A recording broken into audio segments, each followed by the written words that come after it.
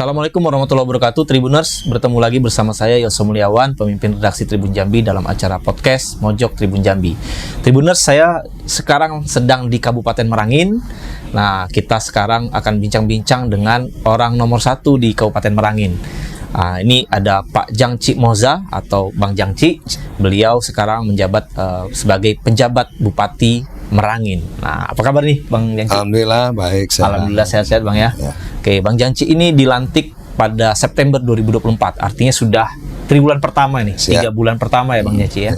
Nah, pertama masuk di Kabupaten Merangin, melihat Kabupaten Merangin ini seperti apa Bang Jangci? Ada potensi yang luar biasa kah? Apalagi ini dulu kabupaten asalnya Pak Gubernur Jambi ya, Bang Al-Haris ya, Haris. Nah, silakan Bang Jangci. Terima kasih.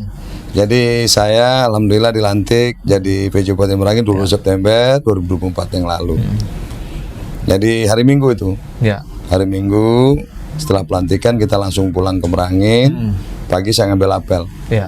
Ketemu dengan semua staf dan pejabat, fungsional struktural Kabupaten Merangin. Kita sampaikan bahwa kita melaksanakan tugas yang diberikan oleh Menteri Dalam Negeri melalui Gubernur Jambi. Pertama yang mensukseskan pemilu kada. Pemilu kada tahun 2024, tepatnya itu pada tanggal 27 November yang lalu. Alhamdulillah berjalan dengan baik dan lancar tanpa ada suatu kendala apapun. Dan sebagai kampungnya kebetulan memang Pak Gubernur Jambi yang menjalankan diri, kita mengkontribusi suara terbesar di Provinsi Jambi, yaitu 139.000 dengan persentase kita mendapat persentase kita tertinggi, juga tertinggi di Provinsi Jambi. 70,69%, 73,69% dengan kontribusi suara 139.000. Nah, Kabupaten Merangin melihat ketika masuk awal di sini, apakah itu sesuatu yang asing atau Bang Jangci sudah terbiasa dengan Merangin dan melihat potensi di Merangin ini seperti apa Bang Jangci? Iya, Merangin ya pertama kabupaten yang sama berdirinya, termasuk kabupaten tertua juga, bersama Batanghari, Kerinci dan Merangin. 1949 Merangin Jilid 1 itu membawahi 4 kewedanaan. Bungo, Tebo, Bangko dan Sarolangun. Ibu kotanya di Bangko. Nah, itu yang kita sampaikan kepada semua para pihak agar rasa memiliki rasa cinta terhadap Kabupaten Merangin ini. Pada masanya kita adalah ibu kota dari 4 kewedanaan. Nah, kemudian 1998 terbakar, Kabupaten Merangin ini terbakar, maka ibu kotanya pindah ke Bungo. Ke Bungo. Lahirlah Undang-Undang Nomor 7 1965. Kita dibuat lagi otonomi baru, yaitu Kabupaten Sarko, Bute, Batanghari dan Kota Jambi semuanya. Tanjung Jabung, bukan Bute itu Bungo Tebo, Sarko, Sarolangun, Bangko. Nah, ibu kota di Bangko lagi. Jadi ini yang kita ajak semua para pihak masyarakat berpikir bahwa kita hidup di Merangin, yang kita punya sejarah, untuk kita pertahankan. Pertahankan potensi yang kita miliki ini. Yang pertama ya dari segi adat istiadat, segi budaya, bahwa kita memiliki sebuah aset kultur yang sangat luar biasa. Maka saya sampaikan dengan semua pihak itu, mari kita pertahankan ini. Maka saya melihat ada kesamaan antara tujuan negara, tujuan bangsa, tujuan masyarakat Jawa, tujuan masyarakat Islam dengan tujuan masyarakat budaya Jambi ini. Ketika masyarakat dan bangsa Indonesia bercita-cita menciptakan masyarakat yang adil dan makmur, makmur dalam keadilan, adil dalam kemakmuran. Masyarakat Islam bercita-cita menciptakan masyarakat baldatun, thayyibatun, warbun ghafur. Masyarakat Jawa bercita-cita menciptakan masyarakat yang gemar rifah, loh jenawi, toto tentram, tata harja. Masyarakat Jambi, Kabupaten Merangin bercita-cita menciptakan masyarakat yang ayi ning ikan nyujina, rumput muda kerbau nyegepuk, bumi aman padi menjadi, telu aman rantau selesai. Wah, panjang ini Pak Jangci. Apa ini artinya? Artinya apa? Bahwa inilah sebenarnya diciptakan oleh bangsa yang adil dalam kemakmuran, makmur dalam keadilan, masyarakat yang Thaibatun Norfun Gofur, masyarakat Gemah Rifah Lojonawi itu sama dengan masyarakat yang airnya jernih. Ya, airnya jernih. Jadi kan ning ikan nyujina, Iya. rumput mudo kerbau nyegepuk, bumi aman padi menjadi, teluk aman rantau selesai. Ada apa namanya? Saya tidak mengatakan dosa, tapi kelemahan kita selama ini. Kenapa sungai-sungai di Kabupaten Merangin ini sudah tidak jernih lagi? Ya. Berarti kan kita tidak sama dengan yang dicita-citakan tadi. Air ning itu jernih, Airnya jernih. ikannya jinak, bisa kita lihat ikan di permukaan air itu. Nah hari ini kan tidak ada lagi. Mari kita kembalikan itu. Nah, karena dulu kita punya apa namanya kegiatan yang ramah lingkungan dari adat itu. Saya jadi camat Tabir Ulu 2001 itu. Cuman 11 desa. Punya 22 lubuk larangan. Ya, lubuk larangan ya istilah itu ada. Tidak boleh diganggu. Ya, tidak boleh diganggu ya.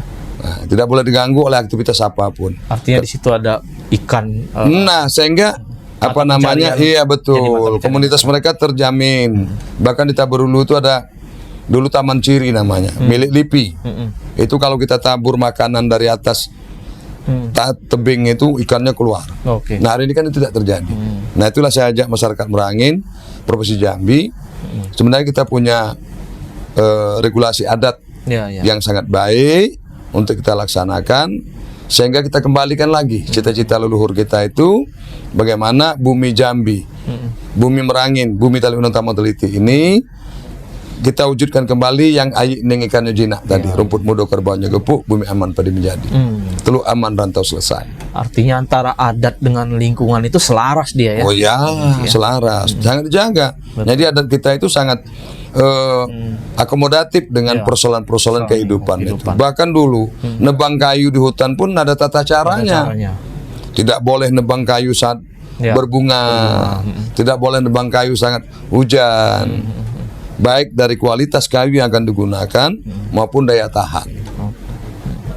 Nah, Bang Janci, ini 3 bulan sudah bertugas. Apa yang sudah dikerjakan oleh Bang Janci, Pak PJ? Apa saja yang sudah dikerjakan dan evaluasinya seperti apa 3 bulan? Alhamdulillah, ya sebenarnya secara administratif tugas kita kepala daerah itu kan hanya 3. Ya. Administrator pemerintahan, administrator pembangunan, administrator kemasyarakatan. Alhamdulillah kemarin kita pada tanggal 8 Januari kita juga melaksanakan evaluasi di Kemendagri dari apa namanya 10 kriteria penilaian dilakukan. Ya, alhamdulillah kita bagus, menekan inflasi, kemudian stunting, realisasi pelaksanaan APBD dan kegiatan-kegiatan lainnya yang betul-betul apa namanya kebutuhan-kebutuhan dasar masyarakat. Oke. Nah, Tribuners mungkin kita pengen tahu di Kabupaten Merangin secara pendapatan daerah itu potensinya dari sektor mana saja dan sekarang itu yang prioritas di sektor mana itu, Pak Wiji? Silakan. Sesungguhnya luar biasa ya. Kalau memang kita semuanya melirik, kita ada 2 nih. Pemerintah ini kan ada legislatif, ada eksekutif. Nah, kalau kita duduk bersama melihat ke depan itu tidak ada pilihan lain bahwa daerah-daerah itu harus meningkatkan pendapatan asli daerah dari potensi-potensi yang dimiliki itu seperti parkir. Ya. Nantilah kita bicara sumber daya alam. Yang jelas saja sektor jasa saja. Jasa ya. Rumah makan, parkir tadi, kemudian pariwisata yang sangat luar biasa, perhotelan dan lain sebagainya. Ini yang saya melihat 3 bulan berada di Merangin ini yang belum apa namanya terkoordinasi dengan baik. Nah, belum maksimal kita lakukan dan makanya kita mengharap kepada OPD ke depan harus jelas tugas pokok dan fungsi itu. Semua potensi-potensi pendapatan asli daerah itu kita tingkatkan. Nah, inilah yang menjadi penopang daripada apa baik pertumbuhan ekonomi maupun apa namanya postur APBD. Postur APBD Kabupaten Merangin itu. Oke. Nah, Pak PJ, Tribuners di rumah dimanapun Anda berada, kita tahu Kabupaten Merangin ini ada potensi wisata. Tadi Pak PJ menyinggung sedikit soal wisata. Ada Geopark Merangin. Itu sebenarnya bisa jadi trademark selain Candi Muaro Jambi dan lain-lain. Nah, Geopark Merangin ini sepertinya namanya luar biasa. Orang tahu Geopark. Cuma kita kayaknya melihatnya nih Pak PJ belum terkelola dan dimaksimalkan dengan baik. Kira-kira apa nih Pak PJ tantangan di Geopark Merangin itu supaya kita lebih bisa dieksplor lagi dan masyarakat itu tahu tentang Geopark Merangin gitu. Terima kasih. Jadi kendala klasik sesungguhnya kita berada di infrastruktur. Potensi-potensi wisata Kabupaten Merangin ini luar biasa. Iya. Baik itu wisata alam, wisata sejarah, maupun wisata religi. Ya, seperti yang sudah disampaikan tadi oleh teman-teman dari Tribun, kita punya Geopark. Iya. Sekarang sudah masuk UIG, UNESCO Global Geopark. Iya. Jadi artinya sudah milik dunia. Iya. Nah, di sini kan Geopark ini dia wisata multi, bisa edukasi, bisa kita melihat bahwa kita punya Arokar Selon itu yang diperkirakan berusia 300 juta tahun. Artinya pada masanya Merangin ini berada di Asia itu adalah lautan. Ya. Apa? Kita punya fosil kerang, kita punya fosil pakis, dan fakta-fakta lainnya. Nah, kemudian kalau di wisata alam luar biasa kan? Kita punya air terjun yang cukup banyak. Nah, kita punya religi juga. Begitu juga historis, kita punya rumah tua Rantau Panjang. Tapi akses. Nah, persoalan kita kan akses. Jadi ketika saya menjadi Kadis Bud Parpora 2014-2016, terapat itu. Jadi kita untuk menuju air terjun saja luar biasa tantangannya. Medannya bisa turun nggak kuat naik, bisa naik nggak kuat turun. Nah, maka bertahap, alhamdulillah, pemerintah melalui APBN, APBD provinsi, dan kita ciptakan dulu. Jadi kita punya kawasan strategis pariwisata, dan kita sudah RIPDA, kita sudah punya rencana induk pengembangan wisata daerah. Kemudian menjadi kawasan strategis provinsi, menjadi kawasan strategis nasional. Dan alhamdulillah sekarang kalau kita lihat di Air Batu sudah cukup bagus, di daerah Jangkat juga kita sudah punya homestay yang insya Allah dengan 100 orang pengunjung wisata ke Muara Menderas itu tertampung oleh homestay yang didirikan. Begitu juga sektor UMKM-nya juga cukup bagus. Apalagi kan nanti tol akan sebentar lagi tersambung ke Jambi, ya kan Pak? Banyak kalangan bilang jangan sampai kita di Jambi sendiri, Pak Guru juga bilang jangan sampai kita sendiri nggak siap, sehingga kemudian ketika tol tersambung kita hanya jadi pelintas, orang nggak mampir sini gitu ya Pak Jangci ya. Itu dampak dari tol gitu kan. Nah Bang Nyeci, ini semester pertama sudah selesai, masuk ke semester 2 nanti. Kemudian ada transisi juga Bupati baru. Kira-kira seperti apa prepare atau persiapannya, Pak? Ya, kita sudah siapkan alhamdulillah dalam konteks mekanisme anggaran sudah kita lakukan. 30 November sudah kita ketok palu, dan anggaran kita ya 1,5 triliun terbagi pada OBT tadi. Ya masih didominasi infrastruktur. Kemudian pada posisi keuangan daerah tetap masih didominasi oleh belanja pegawai. Masih 60% belanja pegawai. Dengan jumlah pegawai kita yang fantastis, kemudian juga kita rekrut P3K sesuai dengan aturan. Insya Allah kita akan siapkan sebaik mungkin transisi kepemimpinan ini sesuai dengan jadwal dan tahapan yang disiapkan oleh pemerintah melalui Kementerian Dalam Negeri. Insya Allah transisi nanti akan berjalan sebagaimana yang diharapkan oleh semua masyarakat. Gitu ya. Oke. Nah, Pak PJ, terakhir ini kita Presiden sudah ada yang baru, Pak Prabowo, dan dia punya program yang luar biasa trademarknya, yaitu makan bergizi gratis. Nah, gimana kira-kira untuk di Merangin sendiri? Ya kita di Provinsi Jambi secara umum memang belum, tetapi apakah sudah ada arahan dari Pak Gubernur untuk PJ atau kepala daerah seperti apa, Pak PJ?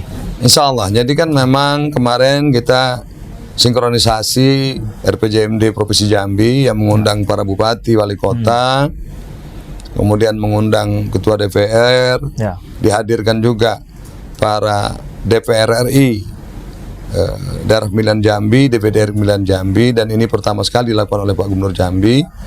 Mari sama-sama kita membangun Jambi ini dengan segala macam dinamika yang ada, khususnya untuk makan bergizi gratis. Kalau Kabupaten Merangin saya rasa sangat siap, baik dari luasan lahan yang kita sudah miliki.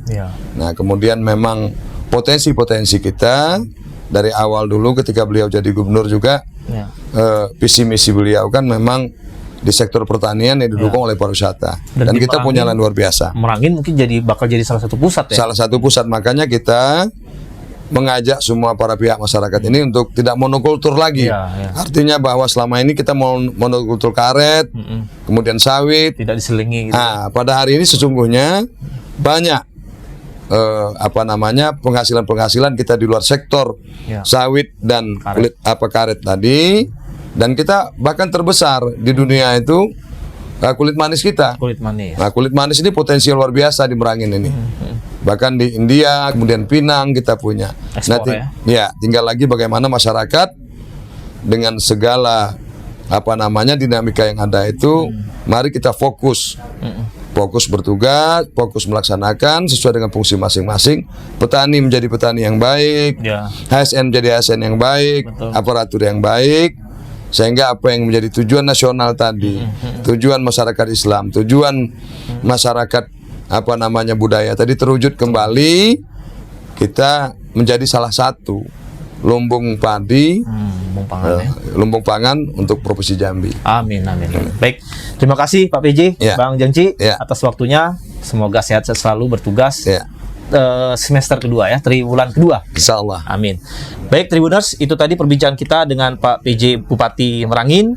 Kita akan bertemu di podcast selanjutnya. Saya Yoso Mulyawan dan Pak PJ Bang Jangci pamit undur diri. Wassalamualaikum warahmatullahi wabarakatuh.